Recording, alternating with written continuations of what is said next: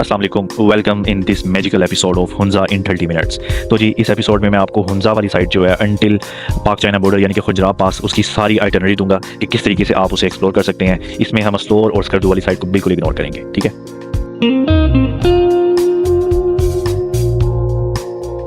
अच्छा जी, गिलगित में एंटर होने के दो तरीके हैं, एक बिशाम से और दूसरा वेबसर टॉप से, और मैं दोनों तरीकों से एंटर हो चुका हूँ। और अगर आपको नहीं पता कि इन दोनों रस्तों से किस तरीके से गिलगित में एंटर हुआ जाता है तो ये मेरे 2 व्लॉग्स ऊपर आ रहे हैं, आप यहाँ जाएँ और मेरे चैनल पर जाएँ और ये व्लॉग्स देख लें, ठीक है। बाकी हम यहाँ से अपना सफ़र शुरू करते हैं। तो जी कराक्रम हाईवे का सफ़र बड़ा इजी है। जैसे ही आप गिलगित बल्तिस्तान के रीजन में एंटर होंगे तो सीधी ही रोड है जो कि कराक्रम हाईवे कहलाती है, और आप ये सीधा चलते जाएंगे तो जो पहला टर्न आएगा राइट साइड पे वो स्टोर की तरफ आएगा, ठीक है। उसे आपने छोड़ देना है और सीधा ही चलते जाना है।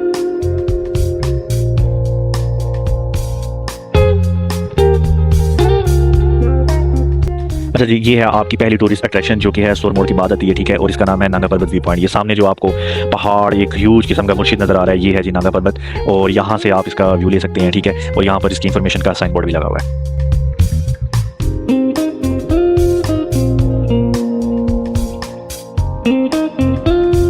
बाजी बारी आती है सेकंड अट्रैक्शन की, और ये है 3 माउंटेन जंक्शन व्यू पॉइंट, ठीक है। यहाँ पर हिमालय, हिंदुकुश और कराक्रम जो है उनका मिलाप हो रहा है, और उसके साथ साथ दरियाए गिलगित और दरियाए सिंध इंडस रिवर उसका भी यहाँ पर मिलाप हो रहा है, ठीक है। ये बड़ी ज़बरदस्त जगह है, यहाँ पर आप बैठ कर रिलैक्स हों और ये ज़बरदस्त सा जो तारीखी मकाम है इसे एंजॉय करें।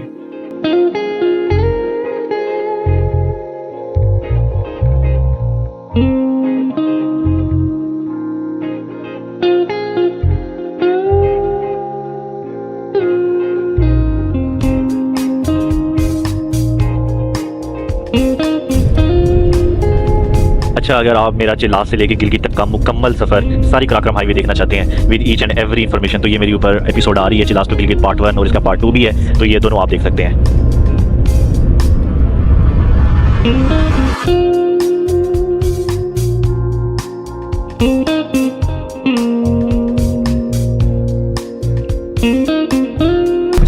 तो जी 1:30 बज रहा है तकरीबन, और हम यहाँ पे इस टाइम स्कर्दू मोड़ के सामने खड़े हैं। यहाँ से हम टर्न लेंगे राइट, और फिर आपको स्कर्दू मिलेगा 170 किलोमीटर के बाद, ठीक है। पहला मोड़ जैसे पहले बताया था स्टोर का, और दूसरा मोड़ फिर ये स्कर्दू का आ जाता है। और अगर आप सीधे चलते रहें कराक्रम हाईवे तो फिर तो जी फाइनली हम गिलगित भी पहुंच गए हैं। ये है गिलगित शहर। गिलगित शहर बिल्कुल ऐसे ही है जैसे हमारा पंजाब का लाहौर हो गया, ठीक है। यहाँ काफ़ी ये तरक्की याफ्ता शहर है, और यहाँ पर आपको हर किस्म की फैसिलिटी मिलेगी, ठीक है। और ये है इसका लैंडमार्क आई लव गिलगित, ये आपको हर जगह मिलेंगे पूरे गिलगित बल्तिस्तान में। I love Hunza, I love store, I love Skardu, इस तरह की चीज़ें लाैंडमार्क्स जो बने होते हैं। उसके साथ ही जी ये गिलगित के गेट पे ये सारी आप देख सकते हैं जितनी भी यहाँ की मशहूर मारूफ जगह हैं वो भी यहाँ पर मेंशन है, ठीक है। गिलगित सिटी में जो मशहूर और देखने वाली चीज़ है वो नलतर वैली ही है।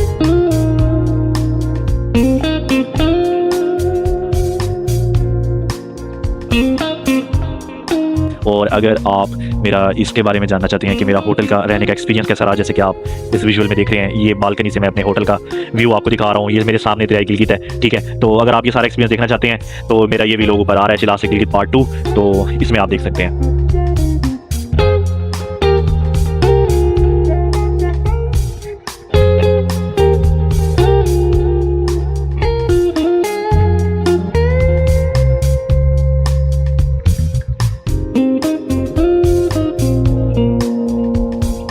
तो जी बेसिकली ये है डे फर्स्ट, ठीक है। पहली मॉर्निंग है हमारी गिलगित बल्तिस्तान में, तो गिलगित शहर में ही। और इस टाइम हम जो जा रहे हैं हमारा डे 1 की जो पहली आइटनरी है वो है नलतर वैली, ठीक है। गिलगित में जो चीज़ देखने वाली है वो नलतर वैली ही है, और ये जो आप खूबसूरत विजुअल्स देख रहे हैं ये नलतर वैली के रास्ते के हैं।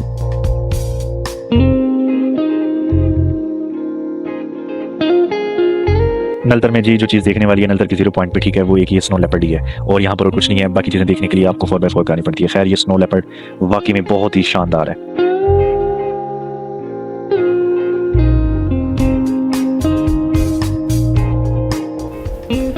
अच्छा जी, अब हम पीछे से स्नो लेपर्ड देखने के बाद यहाँ पे आ चुके हैं नालतर का जो 0 पॉइंट है। यहाँ पर सारे जीप्स वाले और ये सारे लोग यहाँ पर बैठे हुए हैं। तो आप जब लोग नीचे से आए नॉर्मल से ऊपर तो पहली चेक पोस्ट आएगी एक, उस चेक पोस्ट के बाद जो दूसरी चेक पोस्ट आएगी ये मेरे सामने ही है, ये जहाँ पर पत्थर पड़े हुए हैं ब्लैक गाड़ी के साथ आगे। तो यहाँ पर एंट्री होगी आपकी दोबारा, और एंट्री कराने के बाद आर्मी वाले होते हैं वो एंट्री करते हैं। उसके बाद आपने यहीं पर ही नेगोशिएशन कर लेनी है, ठीक है। चंद कदम आगे आएंगे जहाँ पे मैं खड़ा हूँ, ये इनका हब है। यहाँ पर काफ़ी सारे लोग हैं जीप्स वाले, तो जीप्स की भी आपको कैटेगरीज मिलेंगी। प्राडो है, 4x4 है, सारी 4x4 ही हैं। तो उनमें प्राडो है, प्राडो का अलग रेट है, और जीप जो है उसका अलग रेट है। जीप का ज़रा सस्ता होता है 1000, वो प्राडो का 1000 महंगा होता है। तो और भी 1-2 किस्म की हैं, तो उनका रेट भी ऐसे ही है। तो इसके बाद यहाँ पे नेगोशिएशन करने का कोई ख़ास फ़ायदा नहीं है, क्योंकि इनकी तंजीम ने यहाँ पर रेट फिक्स किए हुए हैं। हमने प्राडो किया है अभी ऊपर जो 3 लेक्स हैं वो देखने के लिए। ऊपर नालतर में ये लेक्स जब आप गिलगित में आए तो लाजमी देखें, ये बहुत हाईली रिकमेंडेड है और बहुत खूबसूरत भी हैं।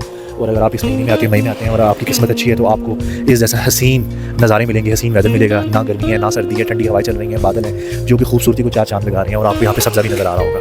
तो खैर अब हमने यहाँ पर थोड़ा सा हल्का हो रहे हैं, थोड़ी सी रिफ्रेशमेंट कर रहे हैं, फिर इसके बाद हमने ऊपर जाना है जो कच्चा रास्ता है सारा। तो अभी जीप वाला जो हमें मिला है वो अच्छा बंदा मिला है, उसने कहा कि आप आ जाएं गाड़ी में बैठें, उसके बाद हम कुछ कर लेते हैं नेगोशिएशन वगैरह। तो यहाँ पर इवन आप अपनी गाड़ी भी आते हैं तो यहाँ पर पार्किंग के भी पैसे हैं, पार्किंग के भी वो आपको पैसे लेंगे। तो आपने ये कोशिश करनी है जब आप ऊपर जाने के लिए 4x4 कराएं तो उसमें आपने अपनी गाड़ी की पार्किंग भी नहीं की जिम्मेदारी लगानी है, आपने कोई एक्स्ट्रा उसके चार्जेस नहीं देने। और आप अच्छे तरीके से इनसे बात करें, बहुत अच्छे लोग हैं। मैं समझ रहा था कि ये बल्ती हैं, लेकिन ये बल्ती नहीं है, ये गुजरी हैं। अभी मैं सुन के हैरान हुआ। तो ये गुजरी हैं और इनकी ज़ुबान भी उर्दू है और ये बल्ती इन्हें आती भी नहीं है। तो खैर अब हम ऊपर जाने के लिए तैयार हैं और बड़ा ही एक्साइटेड और एडवेंचरस रास्ता है। और जो लेक्स हैं वो भी बड़ी खूबसूरत हैं, देखी भी हैं वीडियोज़ में और सुना भी बहुत है। तो अब जाके अपनी लाइव आंखों से देखते हैं वहाँ पर। अच्छा जी, नलतर के 0 पॉइंट से अब हमारा सफर शुरू हो गया है नलतर वैली की जो मशहूर मारूफ सतरंगी लेक और ब्लू लेक की तरफ। ठीक है, तो आपको यहाँ पर एक प्रो टिप दे दूं कि ये रास्ता बहुत ही बम्पी है, बहुत शदीद किस्म का ऑफ रोड है। ठीक है, तो इसलिए आपने यहाँ पर जाने के लिए आपने अच्छी प्राडो हायर करनी है। ठीक है, जिसके सस्पेंशन अच्छे हों और जिसकी हालत अच्छी हो, अदरवाइज आपका इंजन हिल जाएगा।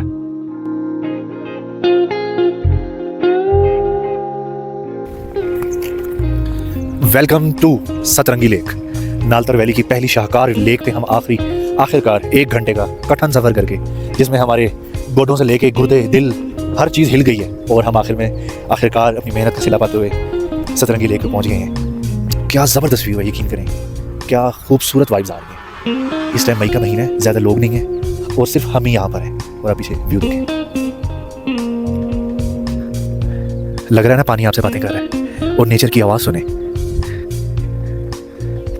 This is so brilliant. इस टाइम जो मुझे कलर्स नज़र आ रहे हैं ना, वो ग्रीन कलर नज़र आ रहा है और यहाँ पर ब्लैकिश कलर भी नज़र आ रहा है। ये ब्लैकिश वो नहीं है जो गंदे पानी का होता है, ये नीचे से सतह ज़मीन जो है उसकी कुछ झलक आ रही है। ऑरेंज कलर भी इधर नज़र आ रहा है मुझे।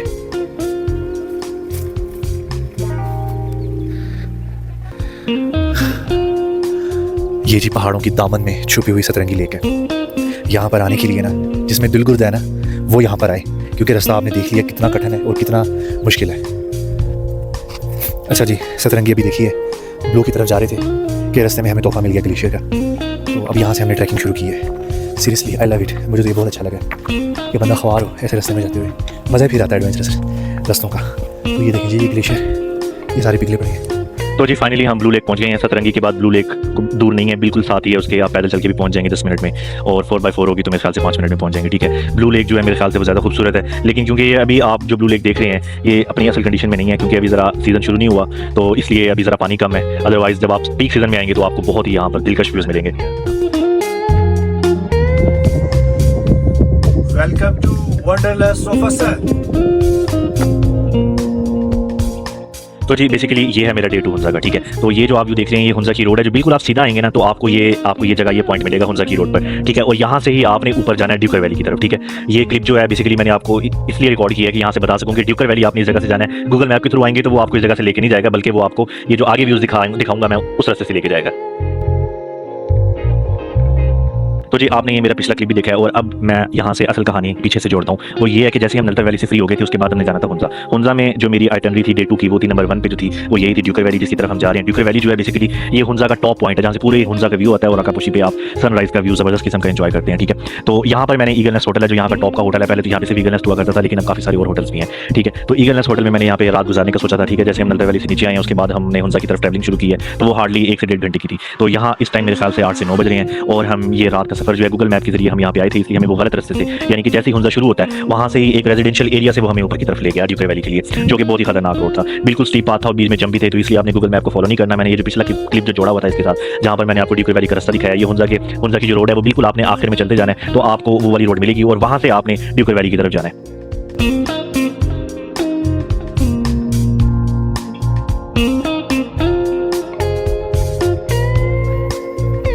Welcome to eagle nest hotel at the Duikar valley. तो जी हम हुंजा वैली में ड्यूकर वैली पे हैं। ड्यूकर वैली हुंजा वैली का टॉप पॉइंट है और इस टाइम मैं सुबह के 4:30 बजे उठ चुका हूँ किस काम के लिए, जिस काम के लिए मैंने ईगल नेस्ट में अपना रूम लिया था। और जी सिर्फ सांस चढ़ रही है क्योंकि थोड़ा सा हाइक कर रहे हैं हम, बिल्कुल जिसे कहते हैं जो हमें किसी भी पहाड़ की चोटी नज़र आती है, इसलिए हम वहाँ पर हैं। और ये मेरे पीछे है द ग्रेटेस्ट राकापोशी व्यू। और अगर आप इस तरफ देखें तो ये है लेडी फिंगर। इस होटल में रूम लेने का मकसद ये था क्योंकि ये होटल सबसे टॉप पर है। रात में जिस मुश्किल से मैं यहाँ पहुँचा हूँ आपने देखा है, और अल्लाह का शुक्र है मुझे मेरी मेहनत का सिला मिला है और मैं इस टाइम यहाँ पर आ चुका हूँ। और इतना खूबसूरत व्यू है ना कि बस, हालांकि बहुत थका हुआ था, नींद पूरी नहीं हुई, लेकिन जैसे मैंने अपने रूम की विंडो से ज़रा पर्दा खिसकाया ना और सामने राकापोशी का व्यू नज़र आया तो इसने बस दिल मेरा ठंडा कर दिया। और अब मैं यहाँ बैठकर इनके बेहतरीन नज़ारे लूँगा, सनराइज़ का आपके लिए व्यू रिकॉर्ड करूँगा।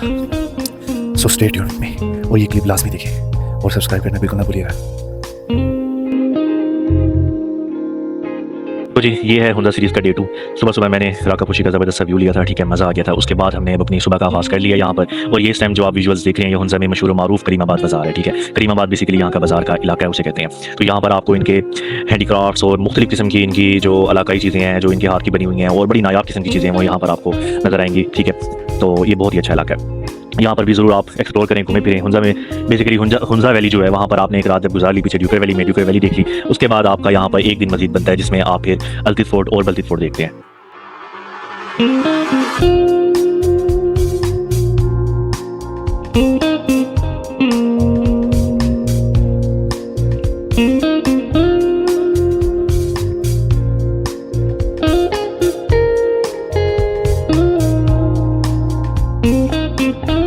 तो जी जैसे आप ड्यूकर वैली से नीचे उतरेंगे, ठीक है, सारे साइन बोर्ड्स वगैरह लगे हुए हैं, आपको करीमाबाद का रास्ता मिल जाएगा और करीमाबाद से ही आपका ये बल्तित फोर्ट का रास्ता निकलता है, ठीक है। ध्यान रखिएगा ये बिल्कुल ये जो साइन बोर्ड है इससे ऊपर रोड जा रही है और ये काफ़ी स्टीप है और ये बाजार के अंदर से जा रही है, तो यहाँ से गाड़ी ध्यान से चलानी है।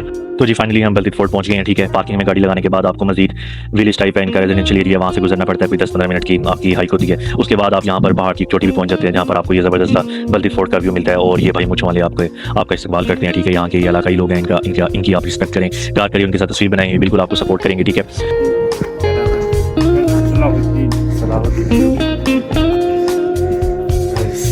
यार मोहब्बत में बहुत प्यारे लगे।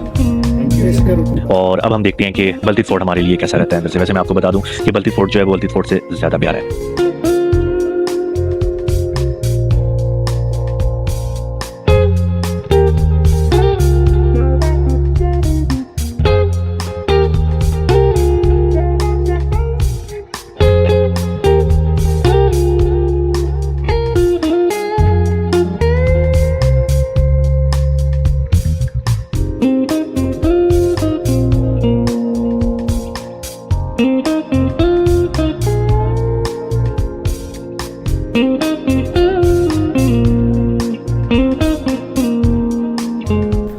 Welcome to Altit fort. तो जी अब बल्तित के बाद अल्तित की बारी है। अच्छा मुझे अभी पता लगा है कि अल्तित का मतलब होता है नीचे, अल्ती का मतलब है नीचे बल्ती ज़ुबान में, और बल्ती का मतलब है ऊपर। तो बल्तित फोर्ट जो है वो ऊंचाई पर है और अल्तित फोर्ट जो है वो नीचे है, जो हुंजा का दरिया है उसकी सतह के मुताबिक। तो इनकी थीम ये थी, पहले जो पुराना है, जो इनका ओल्डेस्ट फोर्ट है वो यही है, अल्तित है। ये तकरीबन 1100 साल पुराना फोर्ट है और जो बल्तित है वो 800 साल पुराना फोर्ट। अल्तित फोर्ट ये इसलिए इस्तेमाल करते थे कि यहाँ पर वो सर्दियाँ गुजारते थे, और बल्तित फोर्ट क्योंकि वो ऊंचाई पर है वो इसलिए इस्तेमाल करते थे कि वहाँ पर वो गर्मियाँ गुजारते थे। तो ये इसके पीछे रीज़न थी ये दो फोर्ट्स बनाने की। और वैसे भी जो बल्तित फोर्ट है वो कदरी ऊंचाई पर है अल्तित फोर्ट की निस्बत, और वहाँ से पूरी हुंजा का व्यू भी ज़्यादा क्लियर है as compare to Altit fort. तो खैर अब देखते हैं कि अल्तित फोर्ट आगे हमें कैसे वेलकम करता है।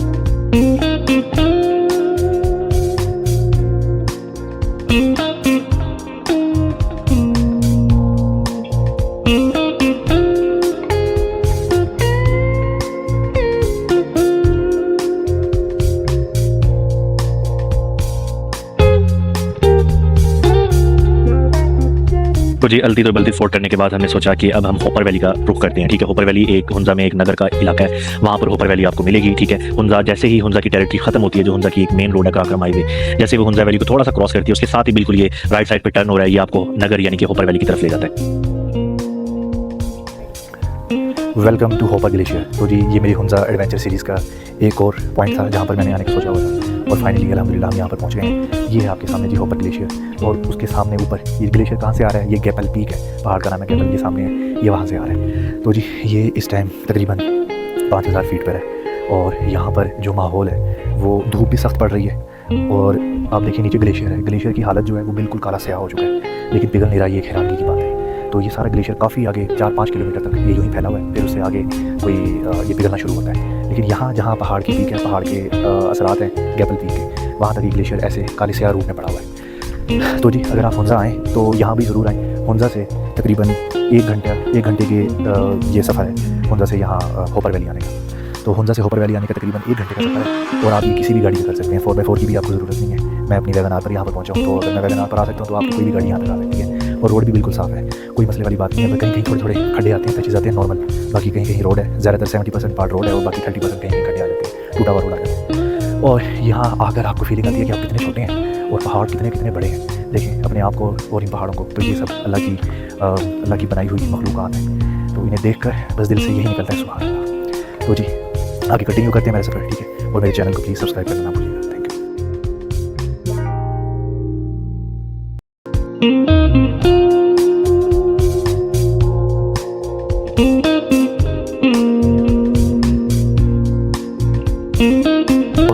वेलकम टू अताबाद लेक, मशहूर और मारूफ अताबाद लेक, जो कि एक ट्रेजेडी की वजह से वजूद में आई थी 10 जनवरी 2010 में, जब एक बर्फ़ का तोदा इतना बड़ा, बहुत, जो कि आप अंदाज़ा करें कि ये अताबाद लेक इतनी बड़ी है, ये उस बर्फ़ के तोदे की वजह से वजूद में आई। यहाँ पर पहले अताबाद गांव था, जो कि अच्छा खासा यहाँ पर आबाद था, फिर ये जो पहाड़ हैं इर्द गिर्द, इन्हीं में से कोई बर्फ़ का तोदा इनके ऊपर जो था जमा हुआ वो नीचे गिरा, और जिसकी वजह से बहुत सी कीमती जानें भी गईं, और एक ये झील भी वजूद में आई, जो कि बिलाशुबा बहुत ही खूबसूरत है।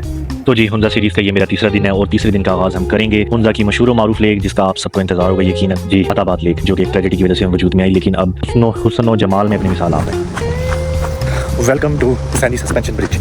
तो जी अताबाद के बाद जो हमारी नेक्स्ट डेस्टिनेशन थी वो तो थी गुलमित वाटरफॉल, लेकिन अनफॉर्चुनेटली गुलमित वाटरफॉल हमें कहीं मिला ही नहीं, कहीं एग्जिस्ट ही नहीं करता वो। मैंने ब्लॉग में पढ़ा था कि वो है गुलमित वाटरफॉल, इसलिए उसे अपनी आइटनरी में लिखा, लेकिन वो हमें कहीं नहीं मिला। तो उसके बाद अताबाद के बाद जो नेक्स्ट पॉइंट है वो हमारा था जी ये सस्पेंशन ब्रिज बन गया। ये देखें एक ज़िप-लाइनिंग हो रही है, ये हम ऑलमोस्ट सस्पेंशन ब्रिज पहुँच चुके हैं। अब ज़रा डेयरिंग एडवेंचर करते हैं।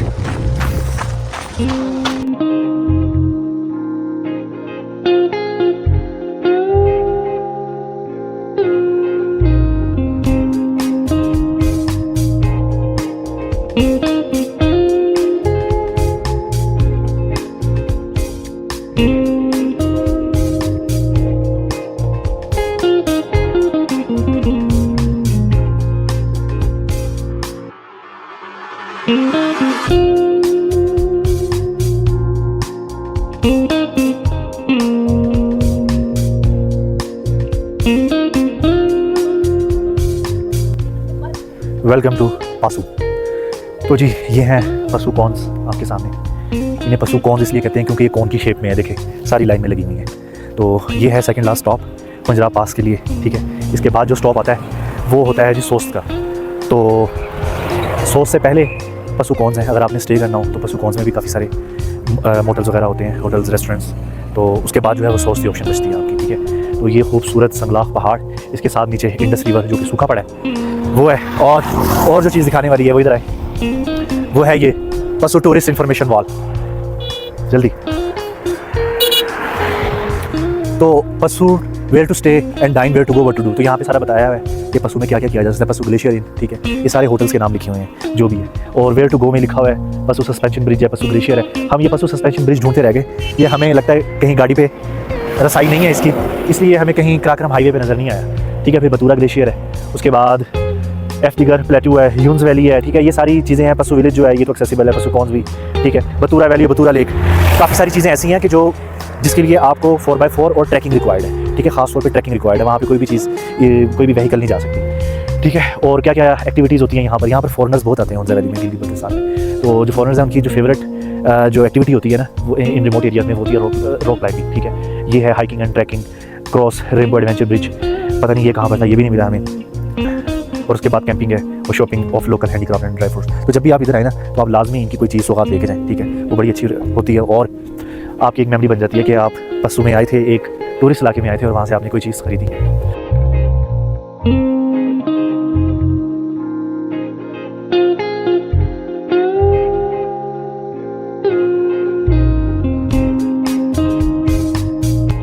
तो जी हुसैनी सस्पेंशन ब्रिज कवर हो गया, उसके बाद पासू कौंस कवर हो गई।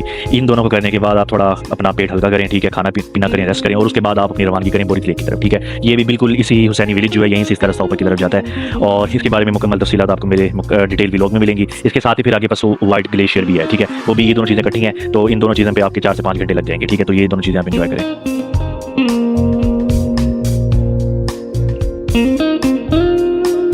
Welcome to Borith lake. तो ये है जी बोरित लेक। इससे पहले हमने देखे थे पसू वाइट ग्लेशियर और ये बोरित लेक है। और इसकी खासियत ये है कि अगर आप पूरे, अब तो हम शाम हो गई है ना, अगर आप दिन में आए जब सूरज बिल्कुल ऊपर हो तो यहाँ पर प्योर ग्रीन वाटर नज़र आता है। ये देखें, अब यहाँ पर शेड पड़ रहा होगा ग्रीन पानी का। इस टाइम सूरज जो है वो पहाड़ों के पीछे चला गया है, इसलिए ज़रा क्लियर नज़र नहीं आ रहा। तो ये बड़ी खूबसूरत लेक है और इस लेक के बारे में ज़्यादा लोगों को पता भी नहीं है। ठीक है, तो यहाँ पर भी आप ज़रूर आएँ। ठीक है, वाइट ग्लेशियर पे जाना है या नहीं जाना, अगर आप एडवेंचरिंग है, अगर आप डेयरिंग है, फिर आप पसू वाइट ग्लेशियर जो है वहाँ पर ज़रूर जाएँ। लेकिन अगर आप ज़रा पुरसकून माहौल रखना चाहते हैं तो ये बड़ी एक पुरसकून जगह है। ठीक है, यहाँ पर आपको मोटर्स भी मिलेंगे, कैंपिंग की साइट्स भी मिलेंगी और ये बड़ी ही कोई हुंजा के लोगों की सदियों पुरानी सेटलमेंट्स भी यहाँ पर हैं जो आपको यहाँ पर देखने में मिलेंगी अगर आप आगे पसू वाइट ग्लेशियर्स की तरफ जाएंगे। लेकिन यहाँ पर जो गाँव है वहाँ पर भी आपको काफ़ी ऐसी जगह मिल जाएंगी जो कि पत्थरों के बने हुए घर हैं।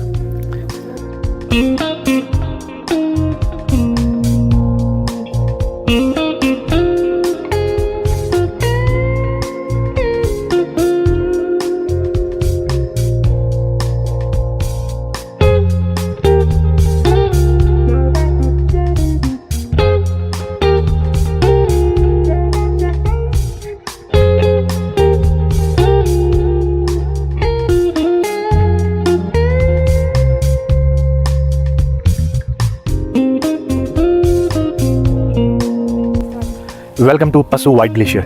तो जी ये पसू कौंस के सामने ही पसू वाइट ग्लेशियर है, ये आपको नज़र आ रहे हैं। ये 6000 फीट की बुलंदी पर है और इन ग्लेशियर की खासियत ये है कि ये आगे जैसे जैसे हम जाते जाएंगे ना, जैसे जैसे ये पाथ बना हुआ है, बड़ा स्टीप पाथ है, बड़ा नैरो है, तो जैसे जैसे हम आगे जाते जाएंगे ये ग्लेशियर वाइट से वाइट होते जाएंगे। ठीक है, तो अभी हमने आगे और जाना है मजीद, तो देखते हैं। तो इन्हें पसू वाइट ग्लेशियर इसलिए कहते हैं क्योंकि एक तो ये पसू में है और दूसरा पसू कौंस की तरह ये भी आप देख रहे होंगे। ये देखिए जैसे पसू कौंस की कोने निकली हुई हैं ऐसे ही ग्लेशियर की भी कोने निकली हुई हैं। तो यहाँ पर पहले तो आपको 4x4 लेनी पड़ती है नीचे कराक्रम हाईवे रोड से। ठीक है, वहाँ पे साइन बोर्ड भी लगा हुआ है बोरित का, तो वहाँ से आप 4x4 ले। हालांकि वहाँ पर आपको एक प्लेन रोड बना हुआ है जो 0 पॉइंट तक ले आता है, लेकिन वो रोड भी सिर्फ 1 किलोमीटर का है। ठीक है, और वो भी काफ़ी स्टीप है। तो अगर आपकी लेस दैन 1000 सीसी कार है तो आप बिल्कुल अपनी कार ऊपर लेकर आएँ और नीचे ही रखें और वहाँ से 4x4 कराएं। और अगर आपकी कोई भी और कार है तो आप सजेशन यही है कि आप 4x4 कराएं वहाँ से, और डायरेक्ट वो 4x4 आपको वो पहले बोरित लेक से गुजारेगी जो कि वहाँ से 0 पॉइंट से तकरीबन 15 मिनट दूर है, सिर्फ 15 मिनट और लेस दैन 15 मिनट के लिए। और फिर वहाँ से बोरित लेक क्रॉस करके तकरीबन 20 मिनट की 4x4 पर ड्राइव है और उसके बाद फिर ये हमने 15 मिनट की ट्रैकिंग की है और यहाँ तक पहुँचे हैं। ठीक है, तो ये देखें ये वाइट है, यहाँ से जैसे जैसे नीचे जा रहा है ये ब्लैक होता जा रहा है। और वहाँ देखिए वो भी एक लेक है जो पूरी इस ग्लेशियर की पिघला हुआ पानी है वहाँ पर ब्लैक कलर में, और उसके सामने पसू कौंस है। तो अगर आपने एडवेंचर करना है और ऐसी ट्रैकिंग करनी है और यहाँ पर गिलगित में आने का, हुंजा में आने का मज़ा लेना ना, संगलाख पहाड़ों पे चढ़ना है। और ये देखें ये नोकें लगी हुई जो पहाड़ हैं कितने ख़तरनाक हैं। मुझे टूर गाइड ने बताया कि ये लोहा भी हो ना, उसे लोहे को भी चीर देती है, इतने तेज़ और नोकदार पहाड़ हैं। तो उसने हमें चलते हुए बताया कि इससे बच के चलना है। तो यहाँ पर बड़ा मज़ा आ रहा है और इससे आगे जाके देखते हैं हम। और इसके साथ ही आप एक और ये पहाड़ देख रहे होंगे, ये जो है जी ये चॉकलेट पहाड़ की तरह देखने सड़ सुड़ गया है धूप लग लग के। खैर अब आगे देखते हैं।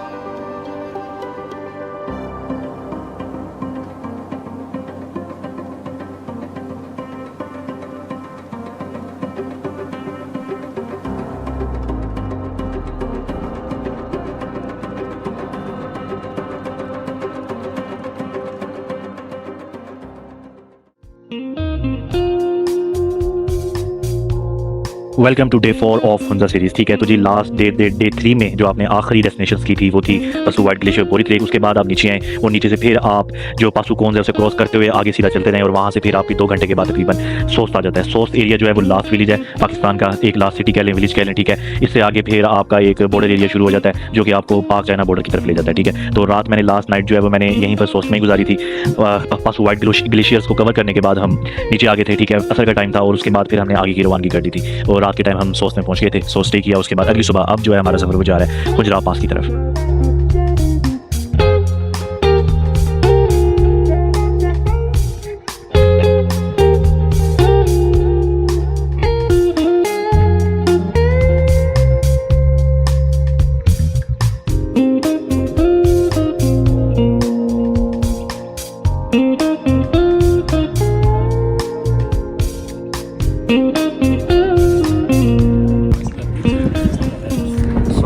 फीट है, 5000 कुछ फीट है।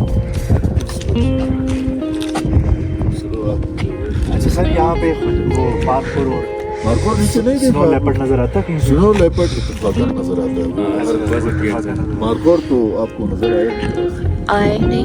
तो यार हम सुबह एक पर आए होते यहाँ थे।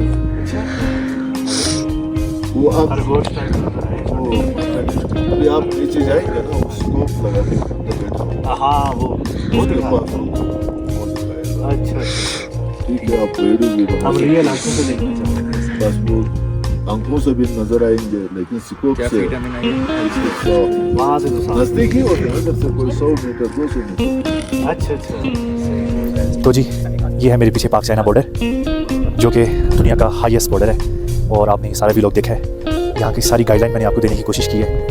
ये गाइडलाइन आप लाहौर से भी इम्प्लीमेंट कर सकते हैं, ये गाइडलाइन आप हुंजा से भी, गिलगित से भी, लेकिन ये मैंने बाज़ाब्ता जो व्लॉग बनाया है वो सोस से और खुजरा पास तक बनाया है, क्योंकि सोस जो है वो सोस बॉर्डर कहलाता है और वो यहाँ से पहला पॉइंट है, पहला शहर है खुजरा पास से, जो पाकिस्तान का सोस जो है, फिर वहाँ से आगे एंट्री होती है। ठीक है, उम्मीद है मेरा ये व्लॉग आपको ज़रूर पसंद आया होगा और ये इन्फॉर्मेटिव रहा होगा आपके लिए कि आप लोग जब भी आएँ, जो भी मैं इंस्ट्रक्शंस आपको देने की कोशिश की है अपने एक्सपीरियंस से, वो आप लोगों को पसंद आए और आप लोगों के लिए हेल्पफुल रहे। ठीक है, तो stay tuned with me for my next adventures vlogs. Take care, अल्लाह हाफिज़।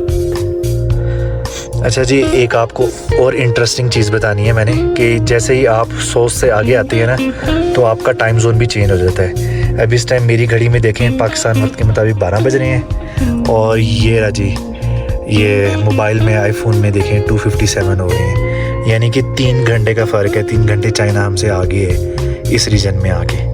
ठीक है, ये भी एक इंटरेस्टिंग चीज़ है क्योंकि हमने इंटरनेट कनेक्ट किया हुआ था रात को, तो इसलिए मोबाइल पे वो अपडेट हो गया रीजन ऑटोमेटिकली। और ये क्लासिक वॉच है तो इसमें देखें जी 12 बज रहे हैं पाकिस्तान में और ये हम इस टाइम चाइना बॉर्डर से निकलने लगे हैं।